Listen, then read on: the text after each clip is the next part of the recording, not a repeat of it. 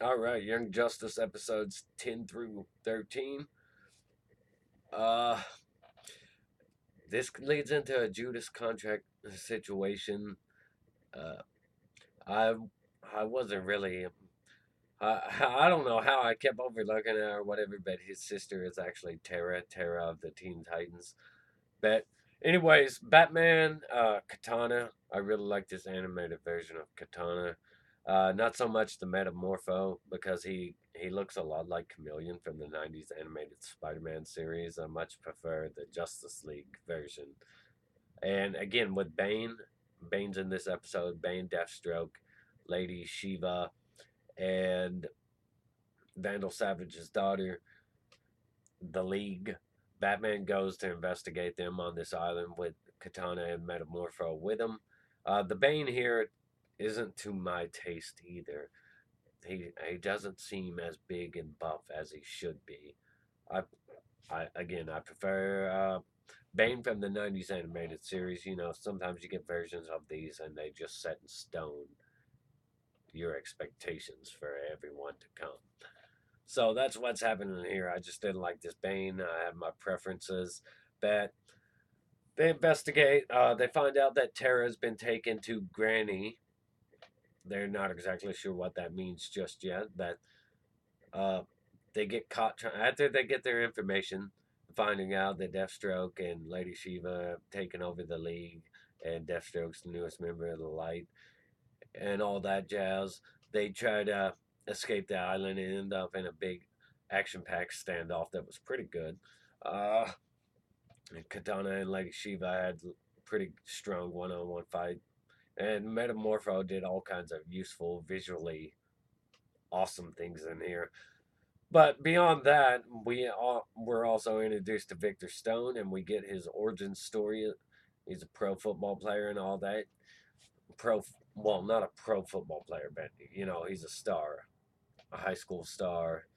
And they also get around to Halo getting a human name, along with Forger, who calls himself Fred Bug, at an annoying rate because he says Fred Bug with two G's all the time.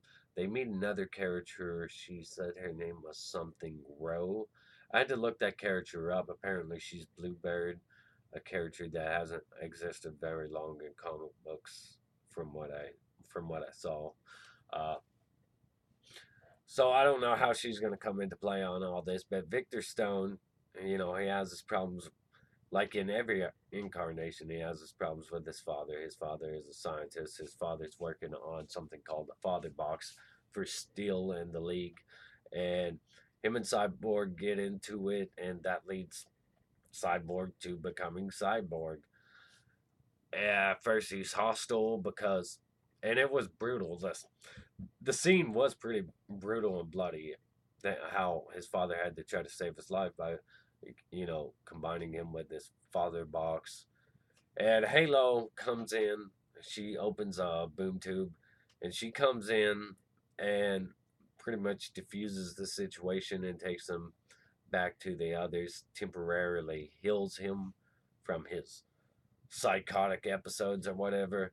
And then they get into the whole thing of explaining how Halo's essentially, she was resurrected by a mother box, and she's essentially a mother box. And Victor Cyborg, he's pretty much the father box, but she has to heal him a couple of times because he'll go psychotic. So they have to stay stuck to each other's sides. And Nightwing gets into it a little bit with, I cannot for the life of me remember his name, but Tara's brother. uh, but they do go on off into this whole investigation. They end up saving Tara from all these villains where they're selling. They correlate with the League and take down this huge meta ring, trafficking ring. They finally resolve that. They find out Granny Goodness is behind it through Beast Boy. And I'll get on the Beast Boy stuff in a second because to me that was the best. That was the most fun. And you should really check out that episode. It was episode 12. Really enjoyable. It's like a parody.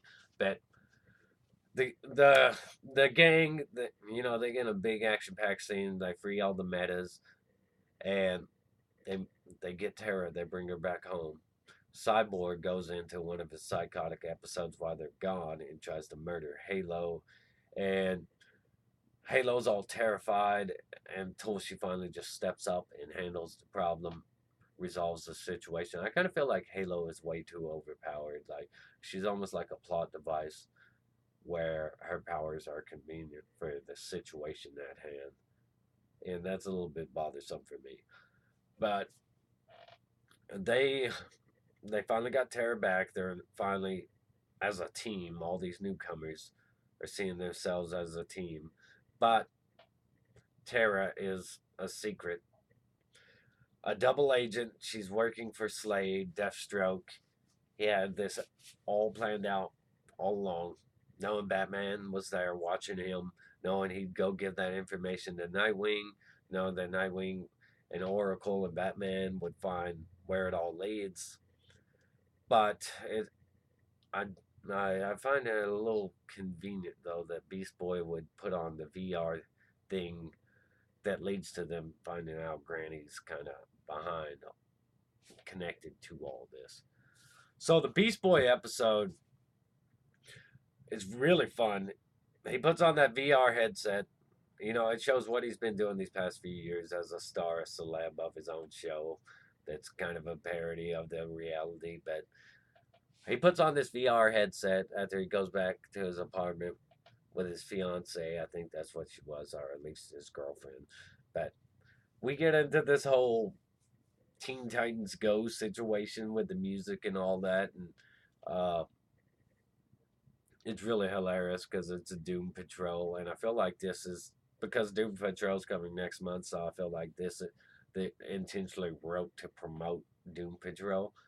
But all that stuff was really interesting, really funny.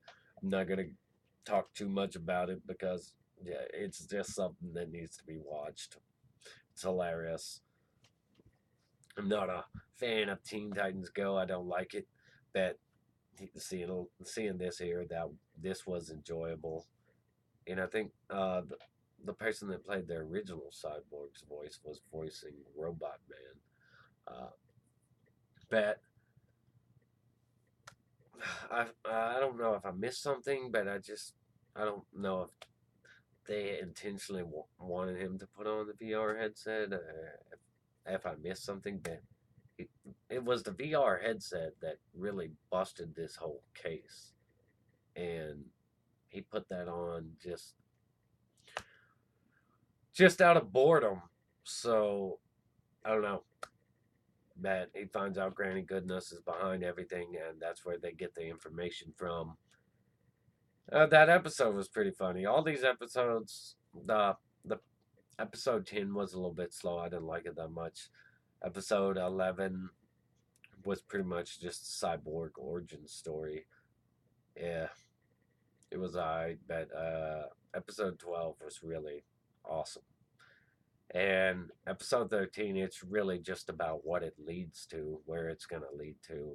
That is its shining moment. Other than that, it wasn't too great. Uh, but yeah, it's going to lead to the Judas contract. Pretty much, Tara being a Trojan horse, it's going to tear apart the group from the inside. If you're a fan of the Teen Titans show from the 2000s, you've seen this before. You've seen it play out, and if you've seen the Judas Contract animated film, you've seen how that plays out. But you're going to see a Young Justice version of it here, and that could be interesting. But as far as all the characters they had featured in here, like I said, I didn't like the Bane. I don't like the Bane. Deathstroke's alright, but he didn't really wear his mask that much. Uh, Thought it was all okay. I guess I'd rate all these episodes pretty much the same score, like 5 out of 10, except for episode 12. I'd give that like an 8 out of 10 because it made me laugh. And they get pretty heavy on the Wally stuff in that episode about Wally missing in action and what happened to him. Uh, so hopefully they have more stuff to do with Wally coming up in the future. It'd be nice to see that. Wally West is one of my favorite Flashes. So, anyways, stay awesome. Rock on.